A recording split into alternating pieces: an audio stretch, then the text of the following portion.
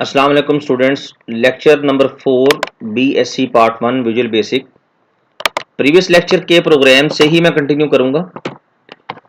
Previous lecture third में हमने ये प्रोग्राम डिस्कस किया था जिसमें हमने यूजर से एक वैल्यू ली थी, मार्क्स लिए थे और सिंपल इफ स्टेटमेंट को हमने अंडरस्टैंड करने की कोशिश की थी। वो इस तरह से कि अगर मार्क्स 300 से ग्रेटर हैं तो ये हमारे पास एक मैसेज प्रिंट हो जाएगा, you have pass the exam. अच्छा, इस प्रोग्राम में वैसे तो कोई इशू नहीं है, लेकिन प्रॉब्लम इज दैट कि इसमें सिर्फ इफ पाथ है हमारे पास, अगर वाला पाथ है, अगर ये तो ये, वरना वाला पाथ इसमें नहीं है। ठीक है, तो अब प्रॉब्लम ये है इसमें सिर्फ कि जब आप इस प्रोग्राम को रन करेंगे, अगर तो आपने कोई ऐसी वैल्यू दी जो इस कंडीशन को सेटिस्फाई कर रही है, उस केस में तो आपको रिस्पॉन्ड करेगा program, you have pass the exam.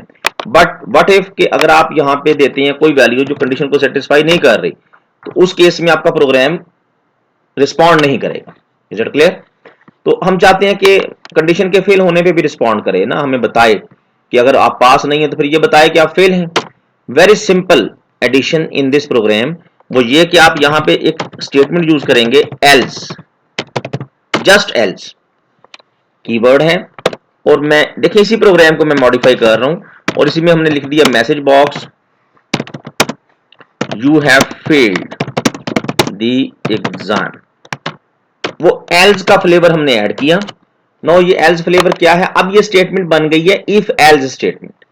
Mean अब इस तरह से हम बात कर रहे हैं कंप्यूटर से कि भाई साहब इसको चेक करो, इन मार्क्स की वैल्यू को, अगर मार्क्स की वैल्यू 300 से अबव है तो देन ये प्रिंट करवा देना, और अगर ये कंडीशन फेल हो गई ना तो फिर क्या होगा, फिर वरना में ये प्रिंट करवा देना, वरना ये यानी इसको कम्युनिकेट करें जरा, अगर ये कंडीशन ट्रू है तो ये काम करो, वरना ये काम करो। बिल्कुल हमारे रियल लाइफ की तरह है।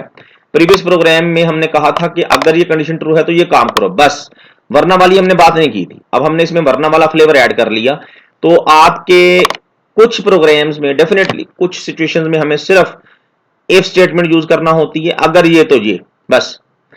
कुछ सिचुएशंस में हमें इफ एल्स स्टेटमेंट को यूज करना होता है, अगर ये तो ये, वरना ये, यानी जहां पे हमने दो ऑप्शन देने हो, और जहां पे हमें दो से ज्यादा ऑप्शन देने हो उस पे हम इंशाल्लाह नेक्स्ट लेक्चर में बात करेंगे।